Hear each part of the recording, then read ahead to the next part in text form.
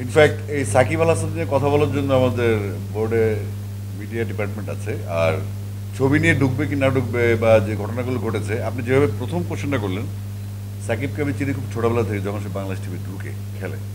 তো ওই হিসাব থেকে আজ 17-18 বছর তাকে আমি দেখি এবং তাকে চিনি এবং তাকে আমি মূল্যায়ন করি একজন ক্রিকেটার হিসেবে। আর বাকিটা বলার জন্য ডিসিপ্লিনারি কমিটি আছে, তারা বুঝবে, তারা বলবে সাকিবের পোস্টে ঢুকবে কি ঢুকবে না।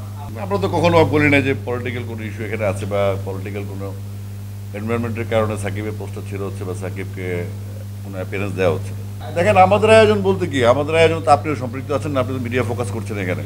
এখানে আপনারও দায়িত্ব আছে, আপনারও ওভাবে খোলাসা করো। না, ওটা আপনি কি বলবেন সেটা আপনার ব্যাপার, কিন্তু আমাদের ইস্যু হচ্ছে এইটা। আমরা প্রত্যেকটা ডিপার্টমেন্ট প্রতিষ্ঠা ডিরেক্টর কাজ করি বিভিন্ন ডিপার্টমেন্ট নিয়ে। তো সংশ্লিষ্ট ডিপার্টমেন্টের সাথে আপনি কথা বললেই ভালো যে কেন এই ঘটনা ঘটছে, তাই না?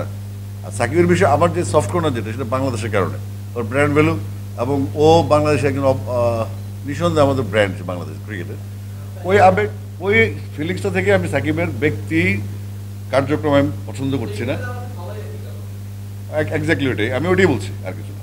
আর ও পোস্টে ঢুকবে কিনা ঢুকবে, এটা আসলে ডিসিপ্লিনের কমিটির ইস্যুটা আমার না। আপনি